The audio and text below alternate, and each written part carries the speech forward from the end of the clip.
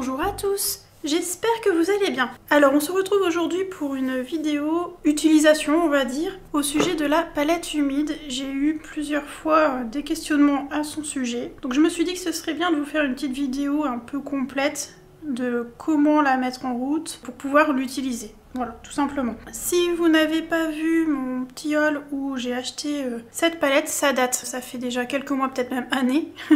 Que je l'ai, je vous mettrai en petit la vidéo correspondante à ça. Comme ça, vous pourrez voir son emballage. Et j'ai très certainement dû dire le prix aussi, je ne saurais plus vous dire. Ça remonte à loin. Alors, la palette, elle se présente comme un peu un bento, en fait. On a un couvercle, le fond ici, et un élastique, que moi j'enlève tout le temps, je le laisse jamais dessus. Mais là, pour la vidéo, je l'avais remis.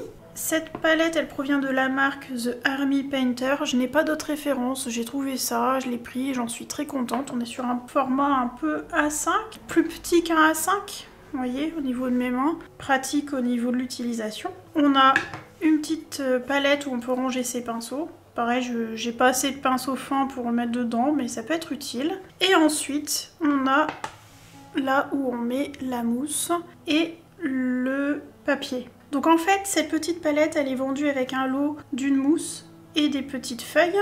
Je vais vous montrer, j'en ai d'avance. Donc on a un lot de feuilles là-dedans, qui ressemble à du papier sulfurisé, mais je dirais en tout petit peu plus fin et pas gras. Le papier sulfurisé, ça a tendance à être gras. Donc ça ressemble un peu à du calque finalement. Donc on a tout un lot de feuilles. Je ne saurais plus vous dire combien. Si je retrouve, je vous mettrai sur l'écran.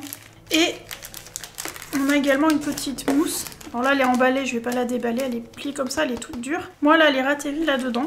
Donc vous voyez, on a la petite feuille qui est ici. Là, elle est un peu humide, forcément, j'ai mis de l'eau. Et on a la petite mousse. Alors, je vous ai pas dit, la palette humide, ça sert pour conserver le plus longtemps possible sa peinture en cours. Comme je fais de l'acrylique et que ça sèche très très vite, je peux vous dire que ça m'est vraiment utile d'avoir cette petite palette. Alors, quand ils disent que ça garde longtemps, oui, mais attention. Ne la gardez pas trop longtemps non plus. 2-3 jours grand max, parce qu'après, à force d'être enfermée, ça moisit à l'intérieur. Je me suis fait avoir, donc heureusement que j'avais pris un lot supplémentaire de mousse et de papier, parce que je me suis fait avoir 2 fois d'ailleurs. J'ai dû jeter les mousses pour en mettre une nouvelle, et j'ai bien évidemment désinfecté toute ma palette, hein, parce que sinon la moisissure ça va se répandre forcément. Donc maximum 3 jours je vous dirais, sachant que quand vous refermez, par exemple vous faites votre séance jour 1, et que vous fermez et que vous faites une autre séance jour 2, s'il y a beaucoup trop d'eau et que ça condense à l'intérieur, votre peinture va être quand même pas mal liquide. Donc il y a un dosage à avoir. Alors je vous ai fait une petite vidéo de comment je mets en route la palette avec l'eau, mais avant de vous la lancer et de vous la commenter, vous allez voir la petite mousse qu'il y a ici, là en dessous, cette petite mousse là, elle est toute chiffonnée, enfin un petit peu chiffonnée en fait. C'est normal, c'est parce qu'en fait entre 2 séances, je jette mon papier une fois qu'il est rempli de peinture et que je ne peux plus l'utiliser. Je rince ma petite mousse, je l'éponge vite fait en faisant ça sans l'écraser en fait, hein, j'appuie comme ça, j'ai la mousse ici entre mes 2 mains et je fais ça pour retirer l'excédent d'eau et je la laisse sécher à plat. Donc là sur la vidéo vous allez voir, elle a une forme un peu bizarre mais c'est normal, c'est parce qu'elle est toute sèche et elle s'est resserrée en fait tout simplement. Voilà, donc je vous mets la petite vidéo. Donc comme vous pouvez le constater, nous avons la petite mousse toute sèche que je passe bien sous l'eau, donc je la trempe vraiment.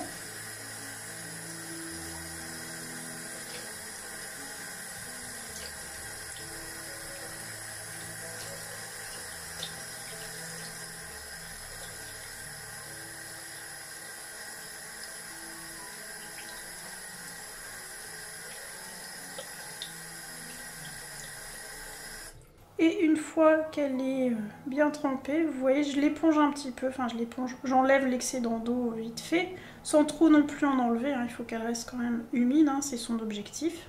Ensuite, je vais venir placer ma petite mousse dans le fond de mon bento, on va dire ça comme ça, au fond du bac, et je vais l'étaler. Alors c'est probable que votre mousse à vous soit un peu plus petite, mais en la repoussant du centre vers l'extérieur comme je vous montre là sur la vidéo, elle va s'adapter à la mesure de votre boîte. En fait on moule un petit peu si vous voulez cette petite mousse, c'est parce qu'elle a besoin d'être imprégnée d'eau en fait. Ensuite, je vais remettre un petit peu d'eau. Normalement, ils disent une bonne couche, mais alors moi, ce que je fais, c'est que je la trempe bien comme ça et j'égoutte ensuite l'excédent d'eau.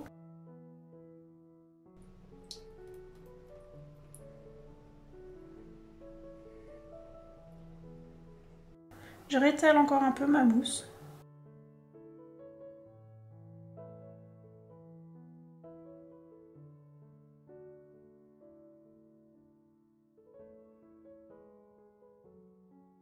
Et si besoin, je vais encore égoutter l'excédent d'eau.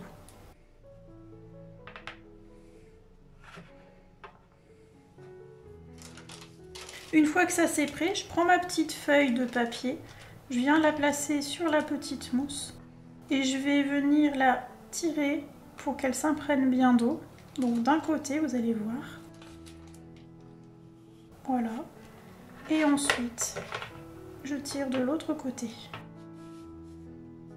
Ça enlève les petites bulles éventuelles qu'il peut y avoir en dessous. Alors là, j'ai eu un petit peu de mal pendant la vidéo parce que ma caméra me gênait, mais j'ai quand même réussi à bien la placer.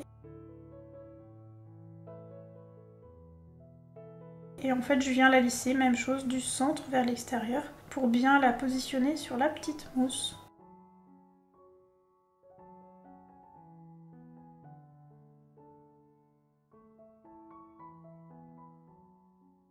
Et voilà, ma petite palette humide est fin prête pour être utilisée. Et ensuite, je remets le couvercle pour la transporter avec moi. Et voilà, donc vous voyez, c'est tout simple. Alors j'aurais tendance à vous dire, ne mettez pas trop d'eau. Il est préférable avec une pipette de prendre de l'eau propre et venir caler l'eau en fait dans les angles ici, si la mousse n'est pas assez humide. C'est ce que je vous conseille, ça évite que ça détrempe trop ensuite la peinture quand la boîte est fermée, sinon ça condense forcément et ça vous fait des flaques. Donc voilà. Et bien étaler comme ça. Pour éviter, alors ça fait quand même des plis, oui j'ai quand même des plis, mais ça va.